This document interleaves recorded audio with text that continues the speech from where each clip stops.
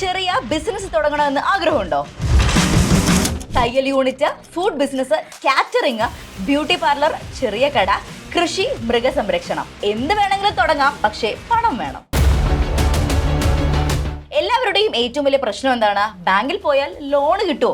ജാമ്യം വേണോ? പലിശ എത്രയാണ്? എനിക്ക് ലോൺ കിട്ടാനുള്ള യോഗ്യതയുണ്ടോ? ഇങ്ങനെയുള്ള സംശയം കാരണം പലരും സ്വന്തം സ്വപ്നം ഉപേക്ഷിക്കുകയാണ്. എന്നാൽ കേരളത്തിലെ സ്ത്രീകൾക്ക് വലിയൊരു സഹായമായി പ്രവർത്തിക്കുന്ന ഒരു സംവിധാനമാണ് കുടുംബശ്രീ ലോൺ പദ്ധതി.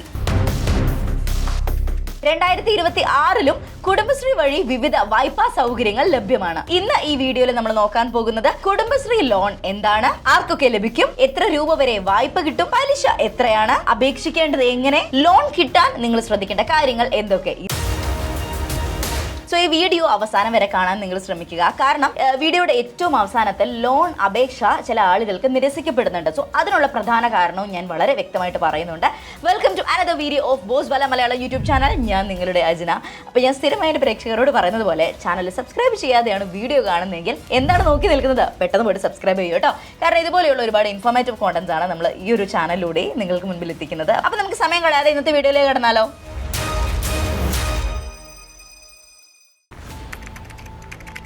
അപ്പൊ നമ്മൾ ഈ ലോൺ എന്ന് പറയുന്നതിന് മുൻപ് എന്താണ് ഈ കുടുംബശ്രീ അല്ലെങ്കിൽ കുടുംബശ്രീ ലോൺ എന്താണെന്ന് ആദ്യം മനസ്സിലാക്കേണ്ടതുണ്ട്. കുടുംബശ്രീ എന്നത് കേരള സർക്കാരിന്റെ സ്ത്രീ ശാക്തീകരണ പദ്ധതിയാണ്. നമ്മുടെ അമ്മമാരുടെ അടുത്തൊക്കെ ചോദിച്ചാൽ അവർക്ക് അറിയാൻ സാധിക്കും, ഒരുപാട് കുടുംബശ്രീ നമ്മുടെ നാട്ടിലുണ്ട്. അതിലൊക്കെ ഇവർ ചിലപ്പം അംഗവുമായിരിക്കും. 1998 ആരംഭിച്ച പദ്ധതിയാണിത്. ഇന്ന് ലക്ഷക്കണക്കിന് സ്ത്രീകളെ സ്വയം തൊഴിൽ ചെയ്യാനുള്ളൊരു പ്രാപ്തി കൊണ്ടുവരാൻ ഈ കുടുംബശ്രീക്ക് വലിയൊരു റോൾ ഉണ്ട്.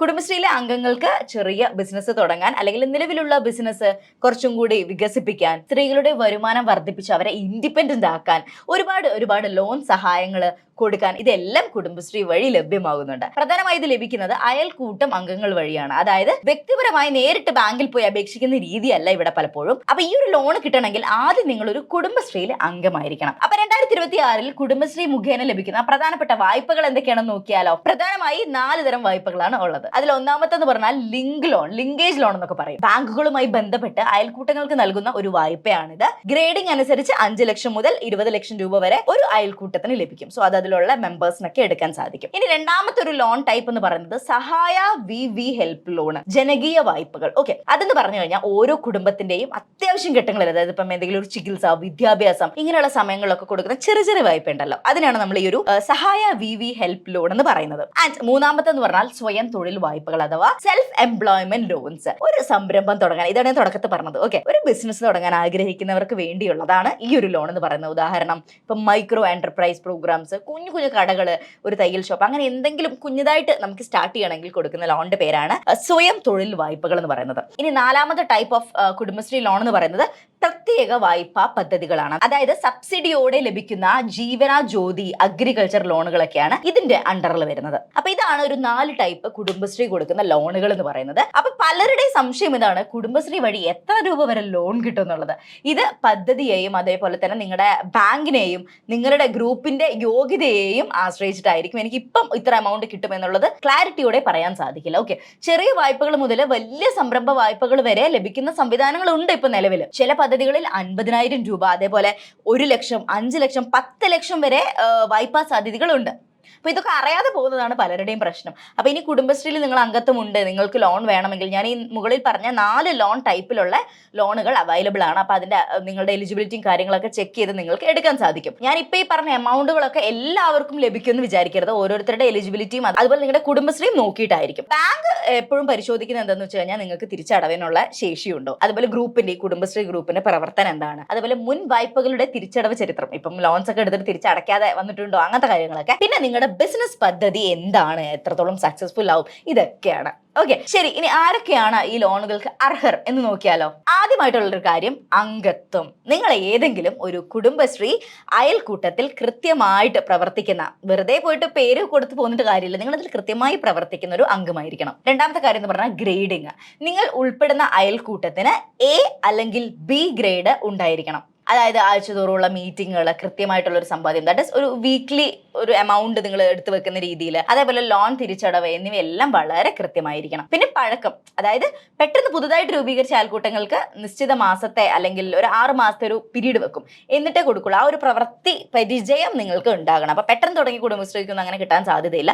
നമുക്കൊരു കാലപ്പഴക്കം ഉണ്ടാകണം. ശ്രദ്ധിക്കുക, ഒരാൾ കുടുംബശ്രീയിൽ ഇല്ലെങ്കിലും കുടുംബത്തിലെ സ്ത്രീ അംഗത്വം വഴി ഈ വായ്പാ ആനുകൂല്യങ്ങൾ സ്വന്തമാക്കാൻ സാധിക്കും. പലരും തെറ്റിദ്ധരിക്കുന്ന ഒരു കാര്യമുണ്ട്, കുടുംബശ്രീയിൽ അംഗമായാൽ ഉടൻ തന്നെ ലോൺ കിട്ടും എന്നുള്ളത്. പക്ഷേ ബാങ്ക് അംഗീകാരം ആവശ്യമാണ്. ഓക്കെ, അല്ലാണ്ട് വെറുതെ അംഗമായതുകൊണ്ട് കാര്യമില്ല, നിങ്ങൾക്ക് ബാങ്ക് അംഗീകാരം കൂടി കിട്ടണം. ഇനി ഏറ്റവും പ്രധാനപ്പെട്ട ഭാഗം, എങ്ങനെയാണ് ലോണിന് അപേക്ഷിക്കുക എന്നുള്ളത്. അതിൽ നമുക്ക് കുറച്ച് സ്റ്റെപ്പുകളുണ്ട്, അത് ഞാനൊന്ന് പറഞ്ഞുതരാം. അതിൽ ഒന്നാമത്തെ സ്റ്റെപ്പ് എന്ന് പറഞ്ഞു കഴിഞ്ഞാൽ അയൽക്കൂട്ടത്തിന്റെ തീരുമാനം. ആദ്യം നിങ്ങളുടെ അയൽക്കൂട്ട മീറ്റിംഗിൽ ലോൺ ആവശ്യം കാര്യം നിങ്ങൾ പറയുക. ഓക്കെ, ആൻഡ് അയൽക്കൂട്ടം അത് മിനിറ്റ്സ് പുസ്തകത്തിൽ പാസ്സാക്കണം. ഇതാണ് ഒന്നാമത്തെ സ്റ്റെപ്പ് എന്ന് പറയുന്നത്. ഇനി രണ്ടാമത്തെ സ്റ്റെപ്പ് എന്ന് പറയുന്നത് ADS ശുപാർശ. അയൽക്കൂട്ടത്തിൽ നിന്ന് തയ്യാറാക്കിയ അപേക്ഷ ADS, അതായത് ഏരിയ ഡെവലപ്മെന്റ് സൊസൈറ്റിയിലേക്ക് നിങ്ങൾ സമർപ്പിക്കുക. ഇതാണ് സെക്കൻഡ് സ്റ്റെപ്പ്. ഇനി തേർഡ് സ്റ്റെപ്പ് എന്ന് പറഞ്ഞാൽ CDS അംഗീകാരം. ദാറ്റ് ഇസ് ADS ഇത് പരിശോധിച്ച് CDS ലോക്കൽ ഓഫീസിലേക്ക് അയക്കും. CDS എന്ന് പറഞ്ഞു കഴിഞ്ഞാൽ കമ്മ്യൂണിറ്റി ഡെവലപ്മെന്റ് സൊസൈറ്റി. ഓക്കെ, അപ്പൊ അവിടേക്ക് അയക്കും. ഇതാണ് സ്റ്റെപ്പ് 3 എന്ന് പറയുന്നത്. ഇനി സ്റ്റെപ്പ് 4ലേക്ക് കിടക്കാം. അതെന്ന് പറഞ്ഞാൽ ബാങ്കിൽ നിങ്ങൾ സമർപ്പിക്കുക, ബാങ്കിൽ ഈ ആപ്ലിക്കേഷൻ കൊടുക്കുക.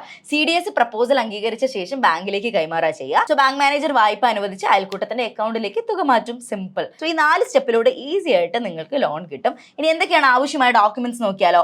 അയൽക്കൂട്ടത്തിന്റെ മിനിറ്റ്സ് കോപ്പി ആൻഡ് പ്രമേയം. മറ്റെന്ത് ലോണിനും ഈ ഒരു സാധനം വേണ്ട, പക്ഷെ കുടുംബശ്രീ ലോണിന് ഇത് അത്യാവശ്യമാണ്. ആൻഡ് അംഗങ്ങളുടെ Aadhaar card, ration card, then bank passbook വിവരങ്ങൾ, പിന്നെ സ്വയം തൊഴിൽ വായ്പയാണെങ്കിൽ ലളിതമായിട്ടുള്ള ഒരു പ്രൊജക്ട് റിപ്പോർട്ട്, ഭയങ്കര സിമ്പിൾ ആയിട്ട് എന്താണ് നിങ്ങൾ ഉദ്ദേശിക്കുന്ന ബിസിനസ്, ഇത് എത്ര പൈസ വേണം, ഇങ്ങനത്തെ കാര്യങ്ങളൊക്കെ. ഇതിൽ ഏറ്റവും വലിയൊരു ലാഭം എന്താണെന്ന് നിങ്ങൾക്ക് അറിയോ? പലിശ സബ്സിഡി. നമ്മൾ വേറെ ഏത് ബാങ്കിൽ നിന്ന് ലോൺ എടുക്കുകയാണെങ്കിലും നല്ല രീതിയിൽ ഒരു ഇൻട്രസ്റ്റ് റേറ്റ്, അതായത് ഒരു 9% മുതൽ 11% വരെ പലിശ ബാങ്ക് ഈടാക്കും.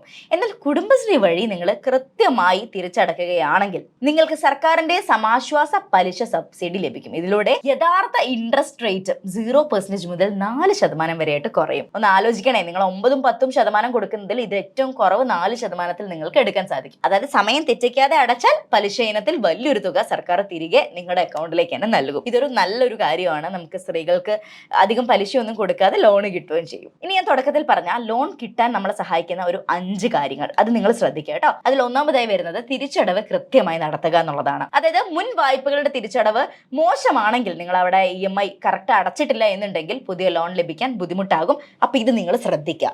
രണ്ടാമത്തെ കാര്യം എന്ന് പറഞ്ഞാൽ വ്യക്തമായ ബിസിനസ് പ്ലാൻ ഉണ്ടാക്കുക എന്നുള്ളതാണ്. എനിക്ക് പണം വേണം, ബിസിനസ് ചെയ്യണം എന്ന് മാത്രം പറഞ്ഞിട്ട് കാര്യമില്ല. ഇത് എങ്ങനെ തിരിച്ചടയ്ക്കും, ബിസിനസ് എത്രത്തോളം നല്ല രീതിയിൽ നടത്താൻ പറ്റും എന്നുള്ളതിൻ്റെയൊക്കെ കൃത്യമായിട്ടുള്ള ഒരു പദ്ധതി നിങ്ങളുടെ കയ്യിൽ ഉണ്ടാകണം. ഇതും നിങ്ങൾ ശ്രദ്ധിക്കുക. മൂന്നാമത്തെ കാര്യം എന്ന് പറഞ്ഞാൽ ഗ്രൂപ്പ് പ്രവർത്തനത്തിൽ സജീവമാകുക.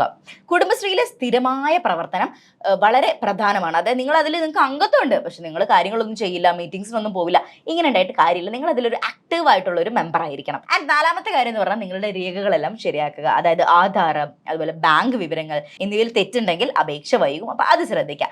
ആൻഡ് അഞ്ചാമത്തെ കാര്യം എന്ന് പറഞ്ഞാൽ വ്യാജ ഏജന്റുമാരെ ശ്രദ്ധിക്കുക. ലോൺ ഉറപ്പാണ്, ആദ്യം പണം തരും എന്ന് പറഞ്ഞിട്ട് കുറെ ആളുകൾ വരും, അവരൊന്നും നിങ്ങൾ വിശ്വസിക്കരുത്. കാരണം കുടുംബശ്രീയിൽ അങ്ങനെ ഒരു എന്താ പറയുക ഇന്റർമീഡിയറ്റോ അല്ലെങ്കിൽ ഒരു ഏജന്റിന്റെ ഒന്നും ആവശ്യമില്ല. സോ അത് നിങ്ങൾ കംപ്ലീറ്റ്ലി ശ്രദ്ധിക്കുക, വേറൊരാൾ വരുന്നുണ്ടോ എന്നുള്ളത്, ഒരു തേർഡ് പാർട്ടി. ആൻഡ് അപ്പൊ ഇതൊക്കെയാണ് കുടുംബശ്രീനെ പറ്റി എനിക്ക് പറയാനുള്ള കാര്യങ്ങൾ. പലർക്കും ഇത് അറിയുന്ന കാര്യമാണ്, പക്ഷെ അറിയാത്തവർക്ക് വേണ്ടിയിട്ടാണ് ഞാൻ ഈ ഒരു വീഡിയോ ചെയ്തത്. ഓക്കെ, അപ്പൊ അതുകൊണ്ട് കുടുംബശ്രീ ലോൺ ഒരു സാധാരണ വായ്പ മാത്രമല്ല, സ്വന്തമായിട്ട് വരുമാന മാർഗം ഉണ്ടാക്കാൻ ആഗ്രഹിക്കുന്ന സ്ത്രീകൾക്ക് ഇത് വലിയൊരു അവസരമാണ്. അപ്പൊ നിങ്ങൾക്ക് ഒരു ബിസിനസ് ഐഡിയ ഉണ്ടെങ്കിൽ, കുടുംബശ്രീ അംഗമാണെങ്കിൽ, കൃത്യമായി തിരിച്ചടയ്ക്കാൻ കഴിയുമെങ്കിൽ ഈ അവസരം ഉപയോഗപ്പെടുത്താം. നിങ്ങളുടെ വാർഡിലെ CDS മെമ്പറുമായോ ADS ഭാരവാഹികളുമായോ ഇന്ന് തന്നെ സംസാരിക്കുക. ഇനി നിങ്ങൾ കുടുംബശ്രീയിലൊന്നും അംഗമല്ലെങ്കിൽ പെട്ടെന്ന് തന്നെ ഒരു കുടുംബശ്രീയിൽ ജോയിൻ ചെയ്യുക. ഭാവിയിൽ നിങ്ങൾക്കത് ഉപകാരപ്പെടും. അപ്പൊ ഈ വീഡിയോ നിങ്ങൾക്ക് ഉപകാരമായി എന്നാണ് ഞാൻ വിചാരിക്കുന്നത്. നിങ്ങൾക്ക് ആവശ്യമില്ലെങ്കിൽ നിങ്ങളുടെ അറിയുന്ന സ്ത്രീകൾ ഉണ്ടെങ്കിൽ അവർക്ക് അയച്ചു കൊടുക്കുക, അല്ലെങ്കിൽ മറ്റു കുടുംബശ്രീ ഗ്രൂപ്പുകൾ ഉണ്ടെങ്കിൽ അതിലും ഇടുക. കാരണം പലരും കുടുംബശ്രീ ഒക്കെ കൊണ്ട് നടക്കുന്നുണ്ടാവും, പക്ഷെ അവർക്ക് അറിയുന്നുണ്ടാവില്ല എങ്ങനെ ചെയ്യണം, എന്ത് ചെയ്യണം എന്നുള്ളത്. അപ്പൊ അവർക്ക് ഇതൊരു ഗുണമാവും. അപ്പൊ ഇതുപോലെയുള്ള പുതിയ അപ്ഡേറ്റ്സ്, ലോൺ വിവരങ്ങൾ ആൻഡ് കേരള ഗവൺമെന്റ്, കേന്ദ്ര ഗവൺമെന്റ് സ്കീമുകൾ, ഇതെല്ലാം അറിയണമെങ്കിൽ നമ്മുടെ ബോസ്വാല മലയാളം യൂട്യൂബ് ചാനൽ നിങ്ങൾ സബ്സ്ക്രൈബ് ചെയ്യുക. അപ്പോൾ മറ്റൊരു വീഡിയോ ആയിട്ട് നമുക്ക് വീണ്ടും കാണാം. It's me Ajna signing off. Thanks for watching. Brand partnerships and advertising എൻക്വയറീസിനായി ഇമെയിൽ ID brand@boswala.com അല്ലെങ്കിൽ 9108014192 എന്ന വാട്സ്ആപ്പ് നമ്പറിലോ ബന്ധപ്പെടൂ. Boswala, be the boss.